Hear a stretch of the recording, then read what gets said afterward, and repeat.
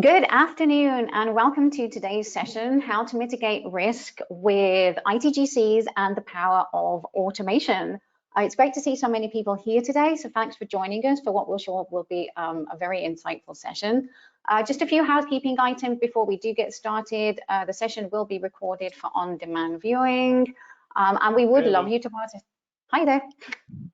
And we would love you to participate in the session. So if you have any questions, then feel free to pop those across in the control panel and we'll get to those at the end of the session. So I am delighted to be joined by Paul Halley, industry veteran, and CEO, SafePass CEO Adil Khan, who are both experts in the ITGC world. So a big welcome to you both.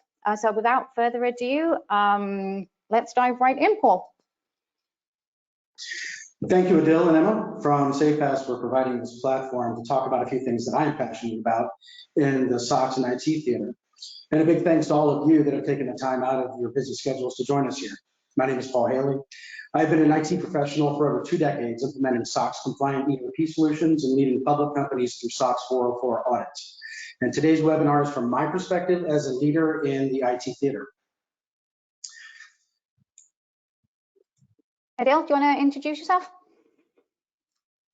Sure. Adil Khan, SafePass CEO. I'm here to share our experiences with our customers that have provided us great insight on how to streamline ITGCs, which is a key element, as you'll hear today, of your overall financial controls framework. Great, Paul, let's dive right in. Great, so what are ITGCs and how do these controls mitigate risk? In essence, while SOX itself doesn't prescribe specific ITGCs, it mandates the companies establish and maintain effective internal controls over financial reporting, of which ITGCs form a crucial part to ensure the accuracy and reliability of financial reporting. The specifics of ITGCs are typically left to industry standards and best practices, and companies must ensure their ITGCs support the broader objectives of maintaining reliable financial reporting as stipulated by SOX. So let's break it down. ITGCs cover many areas, and for today's purposes, we will cover access controls, segregation of duties, and sensitive access, as well as change management. Access controls are our gatekeepers, ensuring only authorized user access specific data and systems, keeping out unauthorized network. Segregation of duties controls and sensitive access is about checks and balances and reducing the chance of unwanted changes to applications, making sure tasks are divided among different individuals or departments to prevent conflicts of interest and errors. Change management controls govern the process of IT system changes, making sure they're properly authorized, documented, tested, and minimizing risks associated with these changes. And last but not least, the policies and procedures. They ensure our controls align with our risk appetite and management's acceptable risk assertions, maintaining harmony and compliance.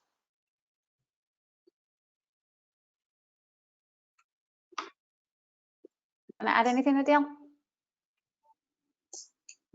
Yeah, so I think as Paul, you said, it's not necessarily part of the compliance, but what we see from our customers and their auditors is that as part of their annual audit, as part of the scope, these controls are thoroughly tested to provide assurances to management and ultimately to the market that since most customers operate their business on a business application these days, controls within those business applications are definitely in scope. Often customers call those quote unquote SOX applications. So this would be like your ERP systems, your provisioning systems, IT service management systems, other IT systems that feed into your main general ledger. And so one of the things we'll talk about today is, how do we make that easy on you, right? Because it's easy to, do a 3-way match test on paper, pull out the 25 POs against the receipts and invoices. But it's harder when you're a spread out enterprise with thousands of transactions daily and lack of access to verify those controls. So we'll talk more about that.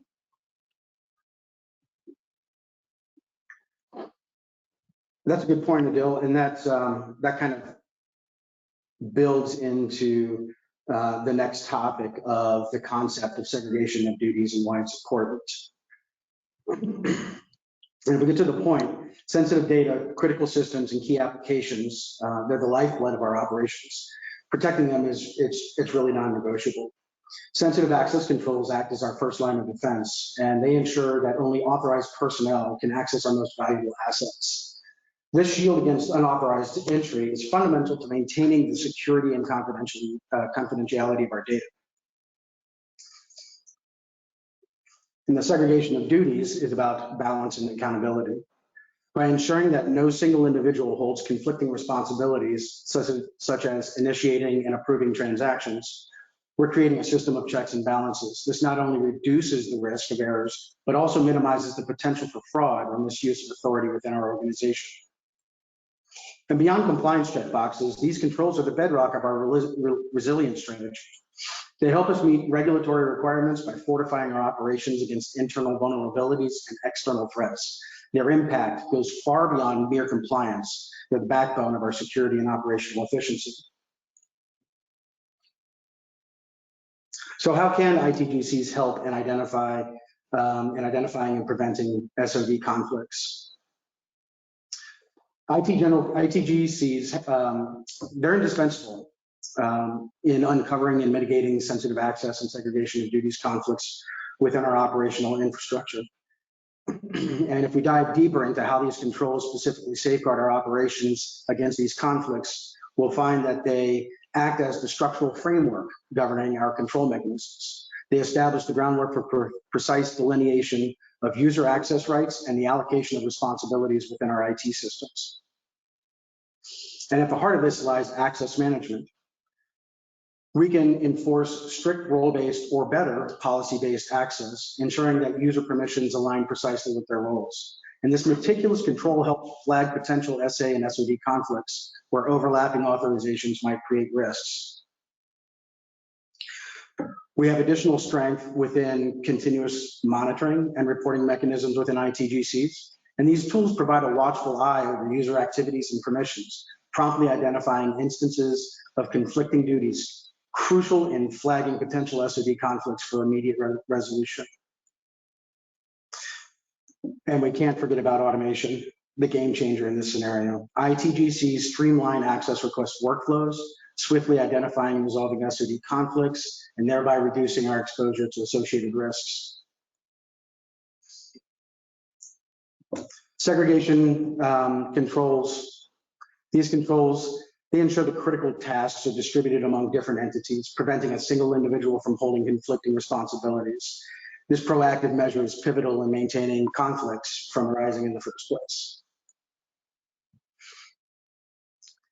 And next, we have implementing controls for sensitive access. For example, privileged accounts. Privileged accounts, they're the gatekeepers of our critical systems and data. They demand meticulous attention. Establishing controls begins with access governance, a structured approach to manage and monitor privileged access across our IT landscape. Access governance relies on robust identity and access management protocols. It's about defining, managing, and auditing access rights, ensuring only authorized users hold the keys to these privileged accounts. And role-based and policy-based access controls forms the crux. It's the mechanism defining access based on roles or policy, limiting permissions to what's necessary, and curbing the risk of excessive access that could lead to security breaches. Least privilege principle is about providing the absolute minimum necessary access to perform tasks, minimizing the potential impact of compromised accounts or human error. Then we've got critical access reviews and recertifications. These are periodic reviews of privileged access, ensuring that they are in alignment with our change management and changing roles and responsibilities, keeping a tight rein on these types of accounts and who holds the keys and the ability to use them. We also have audit trails. I'm sure you're all familiar with that, with the ability to track all activities within privileged accounts, offering transparency and accountability, an indispensable asset during audits and investigations. And finally, segregation of duties and privileged access is paramount, ensuring that no single person is able to do things above what their role or what the policy states that they should be able to complete for their aligned business process.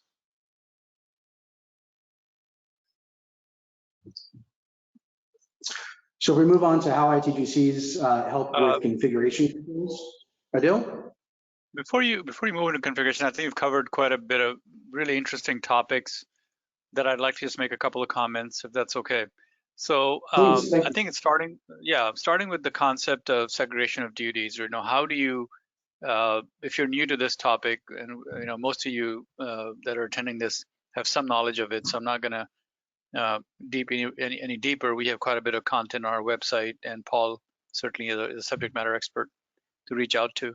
But one of the things I wanted to mention is how the customers are challenged today. So, many of our customers often use our products to control risk, access governance in their areas. Where the challenges I'm seeing today in SOD is around the ability to handle the remediation aspect of SOD, being able to review the conflicts on a periodic basis. So you start, whether you're doing it manually or you got spreadsheets or a homegrown system or something like SafePath, that's a more modern way of doing it. Defining the rules is very important.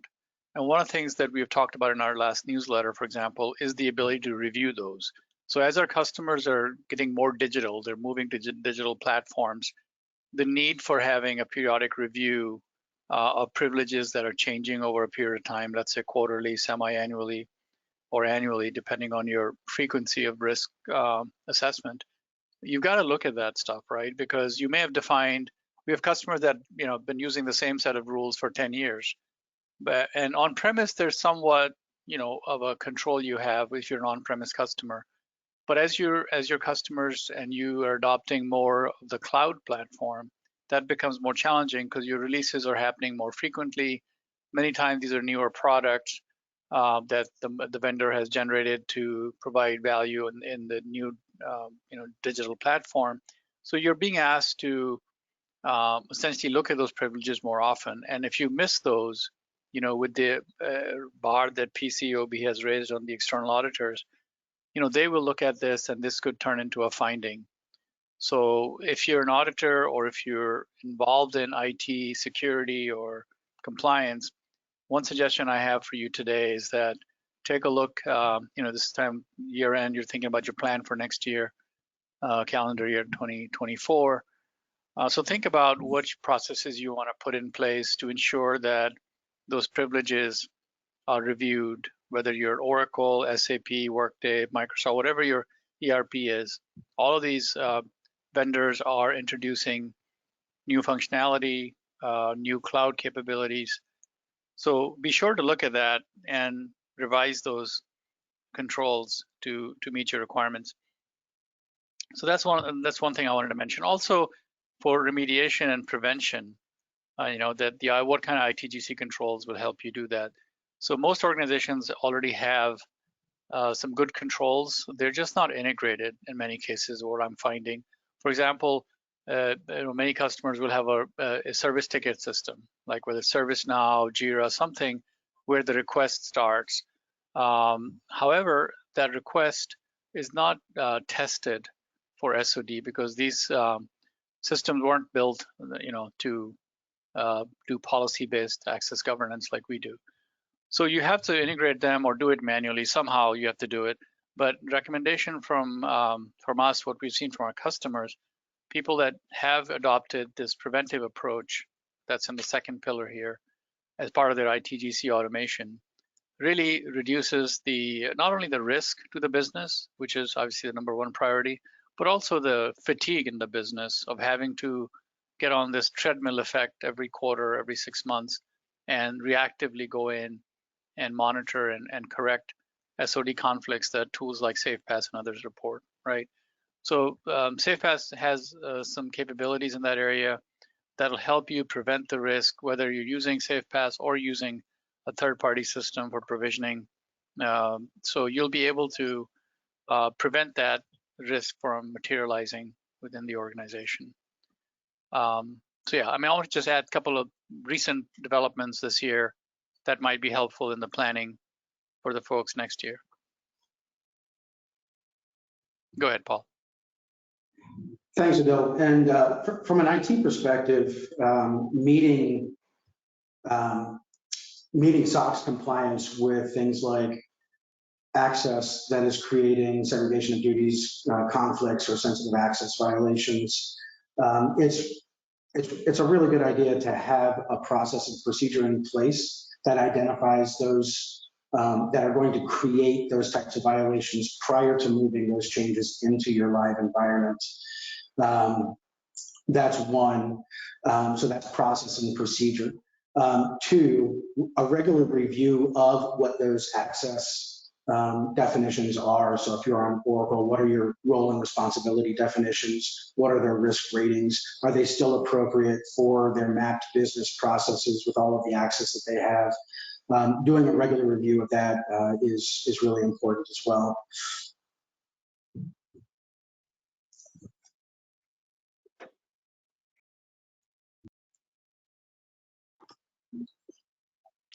Yeah, maybe I can add some examples there too. So one of the things that configuration requests often originate or some other system, right? You've added a new business unit, you've creating a new hierarchy of approvers, and so there's a ticket again in some kind of a ticketing system that gets generated, and then that change is executed by, let's say, your support team or your third-party managed service provider, shared service, IT, whatever the case may be. And then that change is then reviewed at the end of a period, whether that change was valid or not. And it's a very tedious process to do that ITGC configuration controls manually. So one of the things that we have seen our customers do in SafePass is our ability to monitor for those changes and then attach, send the request to the change. So let's say somebody changed the approval hierarchy from 10,000 to 100,000, and that was what the request was. But the person that approved it may not know the request that was made.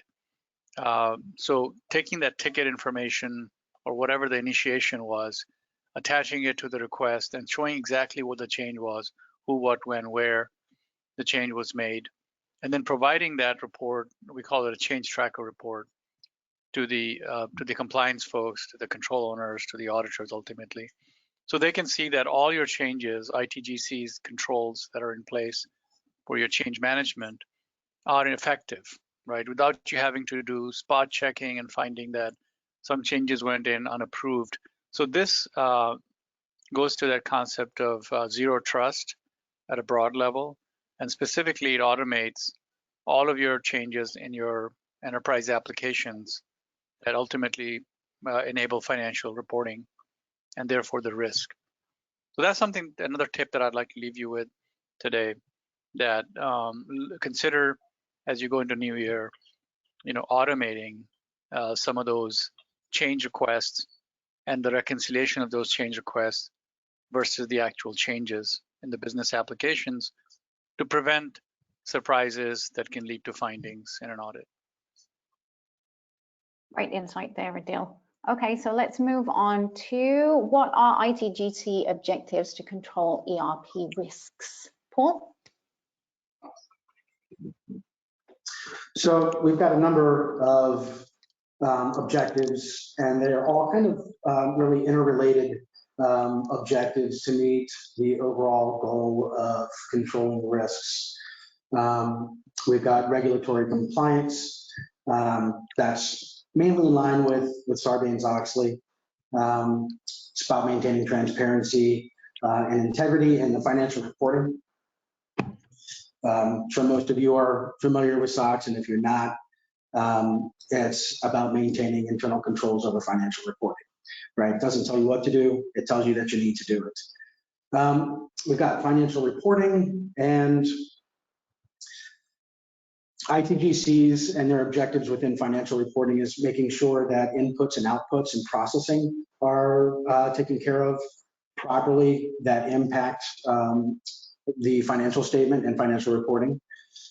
We've got reliability of data, and that's along the lines of your application configuration from processing as well. If the data is not clean and you have changes to configurations within your application that alter the way that your application is processing data or providing calculations, or the ability to conduct fraud, how you calculate revenue. All of that stuff is controlled mainly within your applications, and so having a strong ITGC around how your application is calculating data and providing data is important. We've got configuration management, which Adil just provided some excellent tips on for how you manage that entire process. And it's basically through a change management process. It does a number of things from a organization perspective. Your configuration management and change management around that ensures that you go through a standard process every time a change is initiated into the system, typically known as the software development lifecycle. Once you have that in place, the artifacts that you produce along the way are really important, not only from mitigating risk within the organization, approvals, testing, but also after you release these changes into your live environment, how do you measure the success of those changes? Those artifacts at audit are what the auditors will use to ensure that your changes were appropriate to the system. And they'll look for those artifacts. They'll look for who requested the change, why did they request the change, who were the stakeholders, who approved the change, who made the change, who moved it into production, was it tested, what were the test results, how do you know that it tested completely? Now, all these questions come about when they look at these types of change records for configuration management. We've got control of privileged access, and that's really around sensitive access controls. Those are the accounts that have access to do changes to your configurations within your applications. They have access to create and update standing data within your application, and access to directly impact a financial statement. So things like I can enter supplier data, including banking details would be privileged access.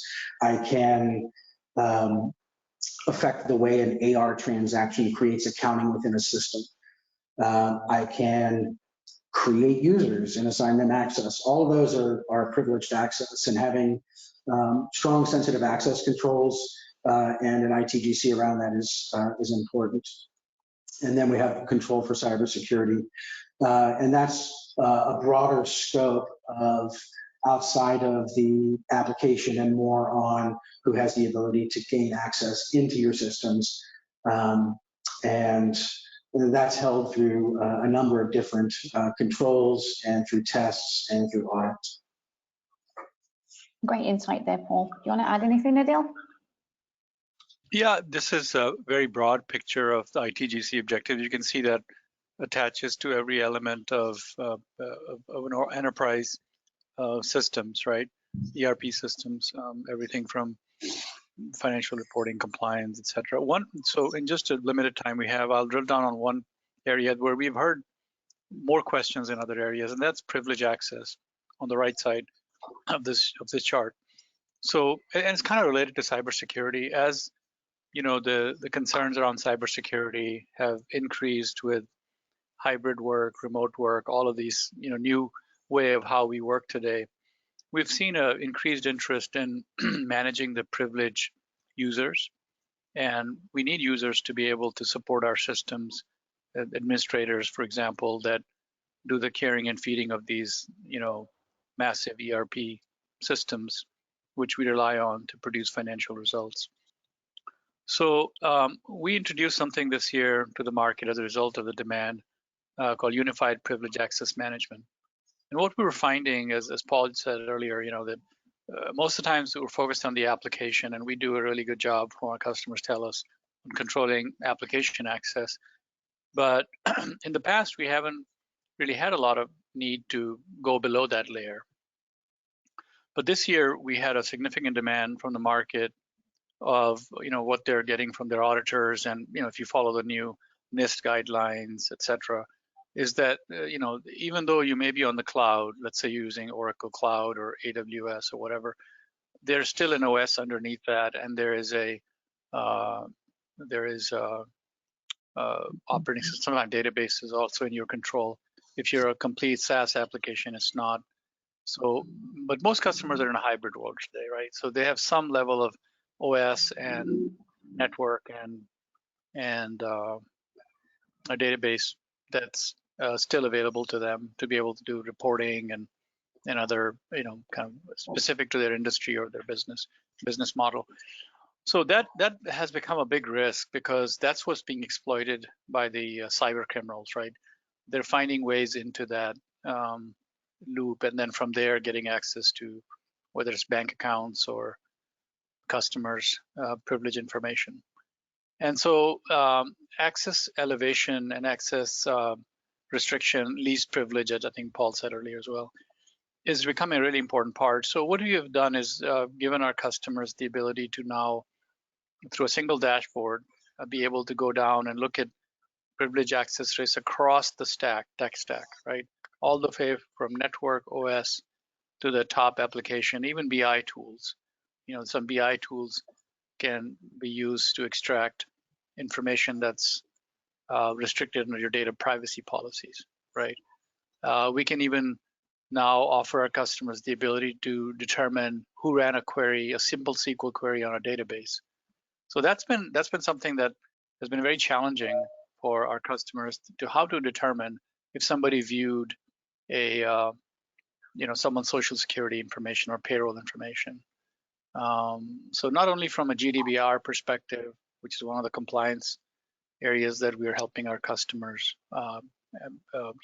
improve, but also from a financial risk perspective.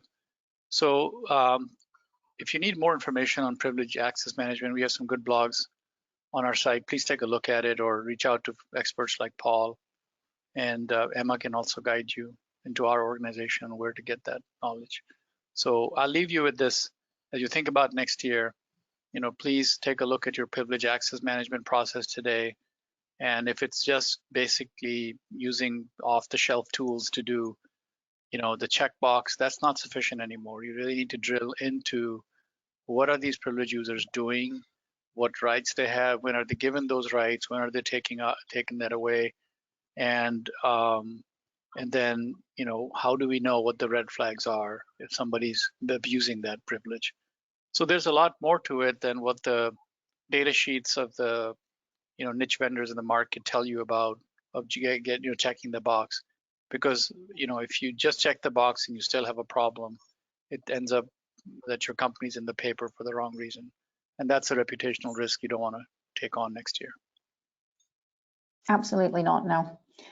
So let's move on and talk about how does effective ITGC govern the ERP lifecycle management, Paul?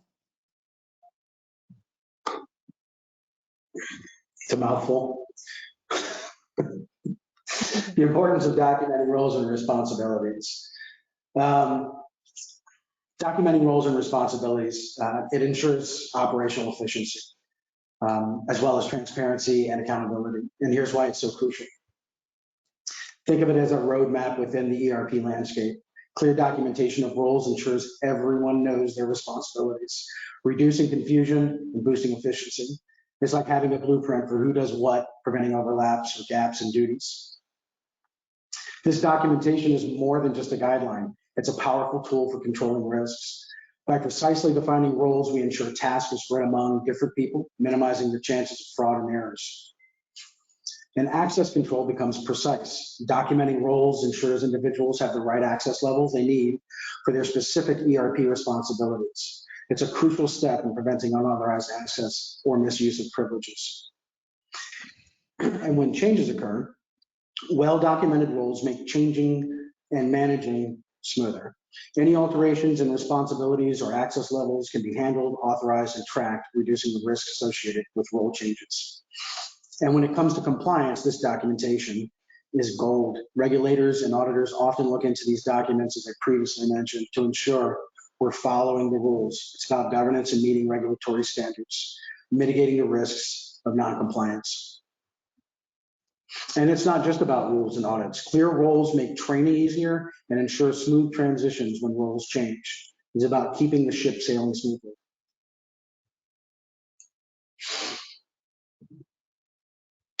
And we have So challenges posed by. Yeah.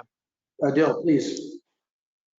Yeah, so I think I've already, we've discussed the configuration changes earlier in the session. I want to pick up on the roles. I think you said some key things that, again, my experience from the field, talking to lots of customers on a daily basis, is, role design has become significantly more important and challenging at the same time as our customers have adopted new digital platforms, especially the cloud platforms from key vendors like Oracle, SAP, and Workday. So what we're seeing is roles are not your, what was that old Oldsmobile ad? Not your grandfather's Oldsmobile. They've changed quite a bit. It's not just about a role that consists of permissions, and those permissions are made up, is how the responsibility is granted to an employee as a user in the ERP system. For example, I work a lot with our Oracle customers. So there's a concept of security context, where you may have a role called payables manager that is available to you, let's say in Dallas, Texas, where I live, but it may not be available to Emma in Spain, where she lives, right? Valencia, Spain. And it's the same role, but the way these modern ERP systems control that is by providing overriding attributes or authorizations. Data security has become, as we talked a minute ago, is really important. So roles by themselves don't tell the full picture. And also there's a concept of inheritance in most modern systems today, going back to the ANSI standards that were established by RBAC, right? For RBAC, I mean. So role-based access controls. So you will see that the same role in Oracle ERP Cloud, for example, has different security context, different data authorization, and we're seeing in some applications down to field level as well. So it's getting more complex. So how do you track changes? Because what's going to happen is your cloud vendor will apply some releases once a quarter or how often they do that.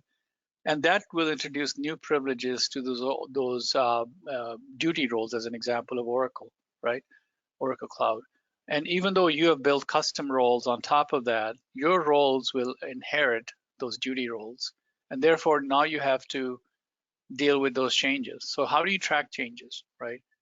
So SafePass, to help its customers, has dedicated an entire product suite, which we call AccessPass. As part of that, we have introduced Enterprise Roles Manager, which is something that our customers are benefiting because it not only tracks the changes that are coming in to your cloud applications on a periodic basis and gives the ability and alerts to your compliance, IT, and business folks to look at those changes, because if supplier is introduced into a expense role that was never intended, you can catch that and prevent that from happening by removing that privileges or fixing the duty role underneath before it becomes a huge issue or materializes into a real risk where someone is now able to change a supplier bank account and commit fraud. So my point is that roles tracking is something you should look at very closely in 2024 and see if you can either manually, if your volumes are low, start tracking that using homegrown reports, or if you find it complex, we can show you a more streamlined approach within SafePass through our product Roles Manager that'll enable you to essentially see the changes before and after And then also, when you apply changes, you can simulate what impact would that have on my policies. As Emma said, we're a policy-based system, so everything in SafePass will be driven off your policies. Even though your roles may change, your policies are constant. If you don't want people that create suppliers to pay those suppliers, that policy is a policy, whether you use on-premise software, in the cloud ERP, or anything in between, right? So we apply that universal policy globally across your enterprise, identify all those risks. So not only we do that detectively with detective control, but also we want to prevent that, because we want our customers to focus more on what they do, to earn their success in the market, and less time on these compliance and regulatory problems that distracts them from their mission. So we take on that burden by giving you roles information that'll help you identify when changes are occurring, those roles, and then also prevent any changes that will introduce new risk into the enterprise. I have a client that reported over 1 million violations off a single role that got changed. This company is global. They have over 100 locations worldwide where they operate, 100 countries where they operate. And one fine day, some new CEO came in, and he wanted company to be more customer service oriented, right? More customer focused. So they had a privilege where every user in their customer service organization and across the organization could see customer service levels through an order entry screen. And by in the excitement of making this customer visible to all the employees in the company, which was a mandate from the top down, they ended up giving everybody the ability to change credit limits on the customer order records, which was not the intent. So this became a massive problem for this company. Luckily, they were able to resolve that very quickly, because SafePass caught that, and they were able to quickly make the change and prevent that from becoming a real problem where, if I'm an order entry clerk, I can ship anything I want to a customer, because now I can change the credit limit, right? So this is an example of a disaster that can occur without good controls in place. And as you think about next year, planning and where to invest, your time to prevent, findings and painful long evenings of work, consider monitoring and tracking your roles through an automated solution. Great insight, Adil. Again, Paul, you want to continue? Yeah, and I just wanted to add on to Adil's mention there about the patching and the security vulnerabilities that come in for changes to roles and responsibilities. As part of your change management process, having a good GRC procedure in place for checking for violations of your SOD and sensitive access rule library during your change management process prior to releasing those changes and patching in production really helps bring down potential SOD violations being created in the system once you go live.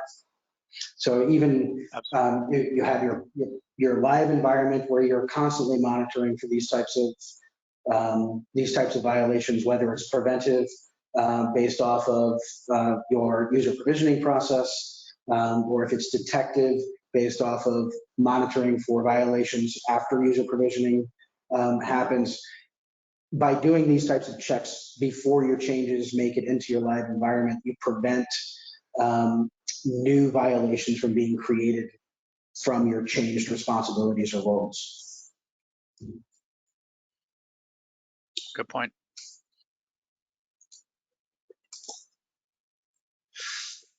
That leaves us with, where did we leave off here? With the challenges posed by changes in an organization structure or technology landscape.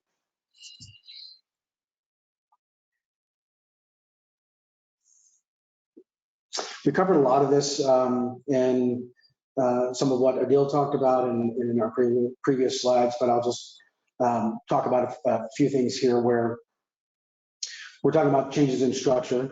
We're not just moving things around on an org chart. We're talking about reshaping roles, responsibilities, and workflows, and this can trigger a cascade of challenges, especially in the IT domain. So if we talk about the tech landscape, technology, it's like driving, it's driving our operations, right? It's the engine. When we upgrade our systems, introduce new software, or even shift to cloud-based solutions, it's a game changer for an organization. Integrating these changes seamlessly, it's not easy. It's not a walk in the park. It's an incredibly complex puzzle where every piece really, it needs to fit perfectly. Changes in tech, they bring their own set of challenges. Legacy systems, they might not sync smoothly with new platforms.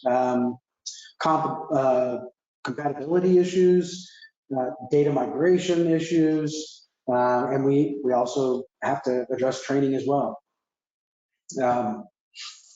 Every organization has changes. They have structural changes. It's not if, it's just when. And when we restructure, whether it's through a merger, acquisition, or just a shift in departments, it's like rearranging the furniture in a room, and suddenly we see things like roles evolve, reporting lines, who reports to who, they tend to shift, and teams need to adjust. These changes, they often tug at the heartstrings of IT governance and control. So if you can imagine changing your car's engine while it's still running. It's a bit of a balancing act, ensuring operations keep rolling while we adapt to new structures or tech landscapes. And from an audit perspective, these changes can be a minefield. It's about maintaining and ensuring compliance amidst a whirlwind of alterations. Auditors, they want to see that we're not just keeping up, but we're also that our governance remains intact despite the chaos. And we can't forget about the commercial side. So when we navigate these changes smoothly, it's an opportunity to innovate and optimize and stay ahead of the dynamic market. Indeed, yes. I think in the interest of time, I think I'm going to skip over the next few slides. And if anybody does want a copy of the deck, then please feel free to reach out to me and I can share that with you. But I think it's always good to share, a case study, a real life, real world examples of how organizations are, doing ITGCs and automating ITGCs. So Adil, if you want to walk us through the case study, and then in the interest of time, I think we'll go on to Q&A because we have had some questions come in. Does that sound okay? Yeah, that sounds great. Yeah, I think we've covered most of the important topics, and the slides can cover the rest. So yeah, thanks, Emma, for bringing up the case study. So this is an example of a client that we're working closely with, and some of the examples I used in the past might apply to them as well.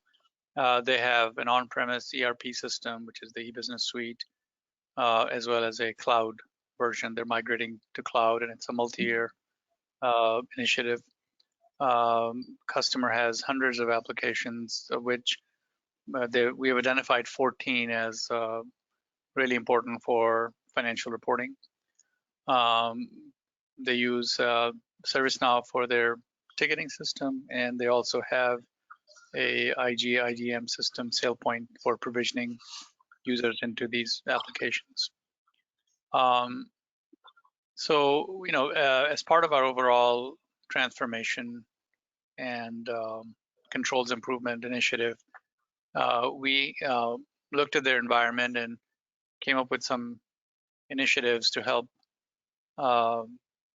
improve the control. The challenges were that, they were not getting the visibility. The compliance folks came to us and said, and in fact, the internal audit folks came to us before compliance and said that, we need some way of being able to drill down into the privilege level information because external auditors are looking for that information. So instead of saying, payables manager as a role should not have access to general ledger financial manager, that's the level most of us can, kind of intuitively think about that, right? Like from payables, you can put a liability in, you can reverse it through a general ledger access.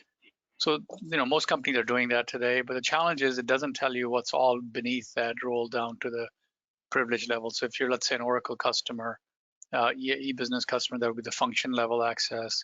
If you're an SAP customer, it's at T code level or object authorization level. So that's where the fine grain was lacking, and therefore, even though it was a good place to be, it just wasn't meeting the governance requirements mandated by the management. A complex organization with 100+ countries, enterprise customers, so lots of different ways of provisioning users. Some people just send emails because they're high up in the organization and their subordinates access gets approved. Others use more formal process in ServiceNow where they log a ticket and then they go through the life cycle approval, granted access. Others use SailPoint where SailPoint auto provisions access along with the manual steps you have to do with that. Also from an access certification perspective, they were leveraging their current access tools to certify access, and a number of challenges occur when you do that. So first of all, the question is, who should approve access? Many times the answer is the person that approved access. That seems like a logical way, but if the knowledge about who approved access is not there, that becomes an issue. So then what? The second challenge they had was, okay, if I approve access at the catalog level, which is the case in many of the provisioning systems out there, they will take a number of your, let's say finance manager's responsibilities or roles, combine them into an abstract role and say, finance manager level A, level 1, gets access to payables inquiry, GL, and fixed assets, these specific roles or responsibilities. And they catalog that as one, which makes it easier, right? Which makes it easier, so it's a good idea. The challenge is when it comes to certifying that role and continued recertifying that role. The challenge is it doesn't represent the actual privileges. So again, it's not fine-grained. So what was happening is they were ending up with findings where the approver did not know that by granting a finance manager role as an example, they were also giving access to reverse journal entries, which was a no-no, right? And they never knew how to take that out because they never looked at that. So that was a challenge. I'll talk about a solution in just a second. That was a big challenge. And then these systems were not integrated because integration is costly, and most applications leave that to the customer, the burden on the customer. Hey, we'll give you our software, but if you want to integrate with some other software, that's your problem. So that created a nightmare of orchestration, because now you have an access orchestration challenge. It's fragmented and nobody knows who has what access. And it's all done. I mean, obviously it's a well-run company. So you have an army of people through your third-party managed service provider, your own folks that are literally going through this process on a monthly, quarterly basis and dedicated. And you can imagine the cost of a company of this size. So it's, you can't count on one hand the number of people that are involved in just making sure that somehow the company is maintaining that. And at the end of the day, you end up with mistakes because humans aren't perfect. So this is where SafePass offers automation of controls across the enterprise around applications and IT general controls. Sometimes they're called ITACs, IT application controls, SOD, segregation of duties, ITGCs. To me, it's all about governing the business, right? And so we applied the policies, and the good news is these companies are well managed. They have good policies and good intentions. It's just that those policies are not spelled out at the level where they can prevent risk, right? So for example, a policy of creating supplier and not paying supplier, is an important one for segregation of duties, but how do you really represent that policy into a system so that it can detect violations? And that's where we came in. And so we help kind of map their high-level business policies down to the the fine grain level that SafePath supports. We looked at their change control, configuration change management process, and mapped that again down to individual applications. We looked at their service request systems and mapped that into SafePath so that tickets could flow within, back and forth. And since we have these standard APIs, there is no integration on top of the basic testing you would do with anything you deploy as part of your user acceptance testing. So with that integration in place, now we have created a centralized orchestration for the organization where all of these fragments of access risks are controlled within SafePath, and SafePath is the system of audit for this organization, where the customer can monitor segregation of duty risks throughout the life cycle of the user, right? Identity life cycle management, if you will. They can receive information about requests from the provisioning tools like SailPoint, ServiceNow, and then send back information through a post API where we can inform the systems to maybe terminate someone's access because we have the fine-grained information. So one of the benefits that came out of this specifically was the ability for that approver that initially approved the request at the catalog level. So my example of finance manager approved that at the finance manager level. Now we can display that information because that's helpful. It's augmented information. But we also were able to side by side say, okay, when you approve this access, what you really are approving is that payables inquiry, general ledger, and fixed assets as an entitlement or a role, depending what you want to call it. So now that person that's responsible for control over finance can see the details and make a decision whether at a fine grain level, whether we leave that user with all this access or was this a one-off access given to them because we were in a situation where we didn't have enough staff or we were doing manual controls to do reconciliations, which we want to get rid of, or we just had a system problem that somebody needed temporary elevated access as a privilege access, as I talked about earlier, right? So that becomes, that the decision maker becomes much more informed when determining whether the certain user should continue to have access to these privileges, elevated privileges in the organization that can possibly lead to not only financial misstatement risk, but also waste, fraud, other bottlenecks in the organization. So that's been a big success for us. And that's something I wanted to share with you because if you are struggling with that, think about including that in your plans for next year and reach out to us and Paul to help you guide through that process and follow the best practices. Same thing with, being able to audit across these SOX applications globally, right? So some of these applications, as I mentioned earlier, I'll talk about roles a little bit and then we'll wrap up. We're almost out of time. So being able to perform certifications across the globe based on the security context within each of the markets, based on the roles and managing those roles so the roles themselves are correct. That was a big win for us here. And then finally, just the audit process itself. So you may have seen some of our newsletters talk about audit analytics. So the auditors still will demand evidence, independent evidence of everything. So to enable the auditors to get that information themselves, instead of chasing IT, they're able to get their own portal, whether you're an external or internal auditor, where you can see the effectiveness of the controls by pulling out these audit reports that match the provisioning request, the certification against the actual access user has, to have that independent evidence that the business is operating controls effectively. So I'll finish on that. Thanks for the opportunity to listen to us. And Paul, I'd like you to maybe take on and help us close the meeting. Just to add on a few points to what you just discussed. So I have seen a number of organizations with similar challenges on the access provisioning and having the right information. It's a big challenge to a lot of organizations, especially when you get into the consolidated role perspective, provisioning multiple entitlements out to a user. So thanks for expanding on that. Some really good information. Okay, Yeah, Emma, do you have?